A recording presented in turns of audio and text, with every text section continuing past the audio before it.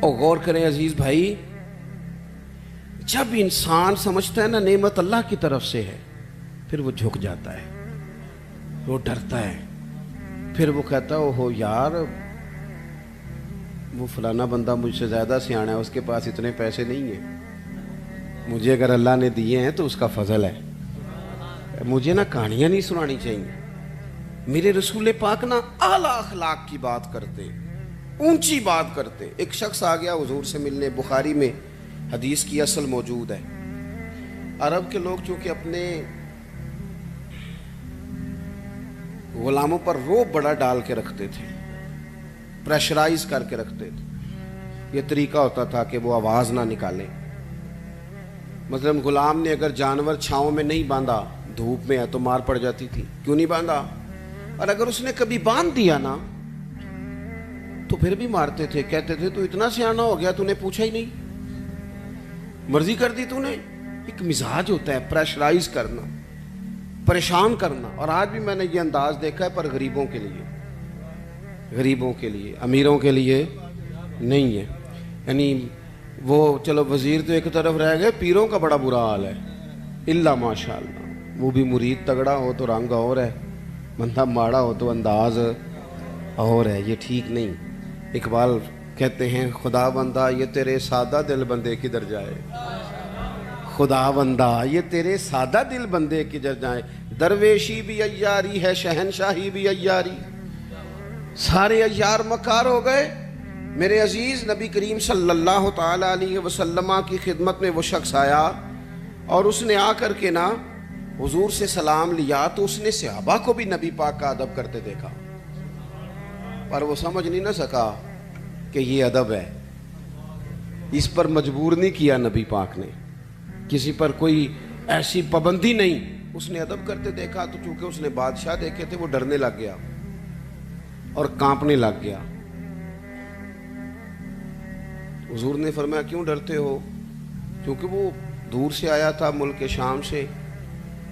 تو وہ عرض کرنے لگا یا رسول اللہ صلی اللہ تعالی علیہ وسلم، میں نا مدینے کی ریاست کے سربراہ کے پاس آیا ہوں، ڈر لگتا ہے کوئی ایسی بات نہ ہو جائے، آپ ناراض ہو جائیں۔ ماڑا بندہ بیچارہ مفت کے روب میں آ جاتا ہے کئی دفعہ، اور حضور کو تو اللہ نے روب دیا ہے، سرکار کا تو اصلی روب ہے، یہاں تو بعض غریب مفت کے روب میں بھی آ جاتے، ڈر رہا ہے۔ اب حضور اسے ایک تھبکی بھی دے دیتے، بات سمجھا بھی دیتے تو بات ٹھیک تھی، لیکن وہ بات تو دور چلی گئی۔ پتہ ہے حضور نے کیا فرمایا؟ فرمایا سن بھائی، تو کسی ریاست کے سربراہ کے پاس نہیں آیا، تو اس بیٹے کے پاس آیا ہے جس کی ماں گوشت کے خشک ٹکڑے کھا کے بھی گزارا کر لیتی، تو غریب ماں کا بیٹا ہوں، غریب ماں کا۔ حضور نے بتلایا کہ کسی اخلاق یہ ہے کہ کسی شخص کو آپ کسی پریشر میں نہ ڈالیں، اسے پریشان نہ کریں، آپ کا وجود، آپ کی طبیعت کسی کے لیے بوجھ کا باعث نہ بنے۔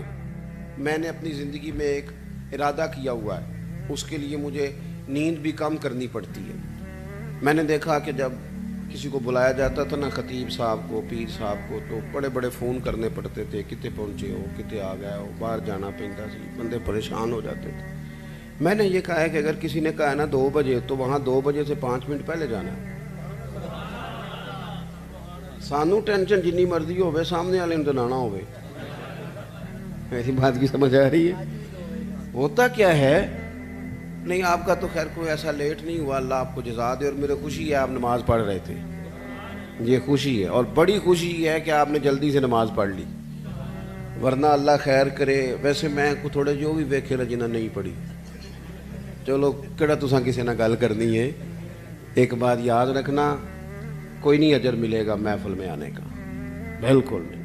ایسے اپنے آپ کو جھوٹی تسلیاں نہ دیا کرو، فرض پہلے ہے اور نفل، یہ کوئی کہانی نہیں کہ آپ محفل بڑی تگڑی کرائیں اور فلانا کم۔ مجھے ایک دفعہ ایک صاحب نے کہا جی 22ویں محفل ہے یا 21ویں ہے، آپ کو بلانا ہے، پہلے فلاں بزرگ آئے، فلاں عالم آئے، تو میں نے کہا نماز پڑھتے ہو؟ کہنے لگا نہیں، دعا کریں۔ تو میں نے کہا آج کے بعد نہ کسی کو بتانا کہ اتنے علماء کو میں نے دعوت دی ہے، وہ کہیں گے اتنے مولوی مل کے بھی اسے نمازی نہیں بنا سکے۔ تو اس لیے یہ اصل پہ آئیں. کیا مطلب؟ اس کا مطلب ہے کہ نماز پڑھی نہ جائے اور باقی سارے کام کیے جائے. نماز اصل ہے، نماز روح ہے. اور حضور ناز سے بھی بڑے راضی ہوتے ہیں، پر میرے نبی نے فرمایا نماز تو میری آنکھوں کی ٹھنڈک ہے. تو جب تو نماز پڑھتا ہے حضور کی آنکھیں ٹھنڈی ہوتی ہیں. یہ تو کر نہیں رہا اور باقی تو ادھر ادھر بھاگتا پھرے، تو یہ اضافی بات. تو میرے عزیز، ایک تو حضور نے ہمیں یہ اخلاق دیا ہے کسی کو تکلیف نہ دیں. کوشش کریں. ایک دفعہ نا ایک صحابی نے نبی کریم علیہ الصلوۃ والسلام سے کہا میرے گھر کھانے کے لیے آئیں. اس نے دیکھا کہ حضور پر بظاہر کچھ آثار ہیں بھوک کے، کئی دنوں سے کھانا نہیں کھایا. چہرہ دیکھا اس نے تو بندے گنے حضور کے پاس کتنے بیٹھے ہیں، تو 4 لوگ بیٹھے تھے. اس نے فٹافٹ گھر جا کے کہا 5 لوگوں کا کھانا پکا دیں. 5 لوگوں کا کھانا پک گیا. اب وہ حضور کو دعوت دینے آئے. آپ کو پتہ ہے آج کل لڑکے والوں نے جہیز مانگنا چھوڑ دیا ہے، پتہ جی کہ نہیں؟ میں تم خبر دے رہا ہوں، یاد رکھیا جی. وہ کہندے نے اسی جہیز نہیں لینا، بس تسی 600 منڈے جی بچے بندے دی روٹی پکا چھڑنی. 600 دی تے روٹی مینیو اسی دیاں گے. وہ ویکھو جی وہ منڈے نے روز آنا ہے تے منڈے دے یاراں نے تے گھروں نہیں روٹی لبدی، کبھی نہیں کھائی. آپ کبھی دیکھیں بیٹی کے باپ کو، وہ کھانے والی لائنوں پہ یوں پھر رہا ہوتا ہے جیسے کوئی بندہ پاگل ہو گیا ہے. دعائیں کراتا ہے، پیر صاحب دعا کرنا اور میری عزت رہ جائے، کتے روٹی نہ تھوڑ جائے. ساری زندگی کے تانے بیٹی کے لیے. کیوں تکلیف دیتے ہو کسی کو؟ گھر روٹی نہیں ملتی، دعائیں کراتے پھرتے ہیں. دعائیں والد دیوانوں کی طرح بیچارہ وہ کناتوں کے اندر پھرتا ہے کہ یا اللہ روٹی پوری ہو جائے. غریب آدمی ہوں، بیٹی نے گھر جانا ہے، پھر ایک دیکھ ساتھ بھی بھیجنی پڑتی ہے. ساتھ بھیجو گے تو عزت رہے گی. اور گھر کھانا نہیں کھاتے ہم. کیوں تکلیف دیتے ہو کسی بیٹی والے؟ کیوں ہم پریشان کرتے ہیں؟ کیوں اس طرح کی آزمائشوں میں ڈالتے ہیں جس سے سامنے والا بیچارہ آزمائش میں آ جائے؟ حضرت ابو شعیب رضی اللہ تعالیٰ عنہ حضور کے ساتھ 4 لوگوں کو گن کے گئے، کھانا گھر میں پکوا کے واپس آ کے عرض کی حضور روٹی پک گئی آ جائیں. جب وہ واپس آئے تو ایک صحابی اور آ گئے تھے زیارت کے لیے، وہ بھی اٹھ کے ساتھ چل دیے. پتہ ہے حضور نے فرمایا، نبی پاک مالک ہے ہماری جانوں کے، حضور مالک ہے، مالک.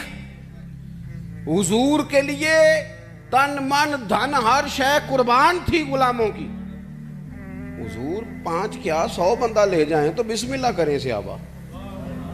لیکن نبی کریم نے اصول دیا، اخلاقی عالیہ کی بلندی سکھائی. اس صحابی کے گھر کے دروازے کے قریب جا کے حضور نے فرمایا بھئی 5 بندوں کا تم نے کھانا پکایا تھا، یہ جو شخص آئے ہیں یہ اپنی مرضی سے آئے ہیں، میں نے دعوت نہیں دی، اگر تم اجازت دو تو یہ اندر آئیں گے ورنہ یہ واپس جائیں گے. تم اگر اجازت دو. کسی کو تکلیف دی جا سکتی؟ ہمارا حال یہ ہے کہ ہمیں خبر کا پتہ بھی نہیں ہوتا کہ فلانے نے یہ کیا ہے کہ نہیں کیا، لیکن الزام گھر بیٹھے بیٹھے الزام لگا دیتے. گھر بیٹھے میں ایک جگہ پہ بیٹھا تھا، وہ کہنے لگے جی ایڈی چھیتی پیسے کمائے نہیں جا سکتے، کوئی رولا ہے وے. اور میں نے کہا کیا آپ، رب تو فرماتا ہے وَيَرْزُقْهُ مِنْ حَيْثُ لَا يَحْتَسِبُ، میں وہاں سے دے دیتا ہوں کہ بندے کا گمان بھی نہیں ہوتا.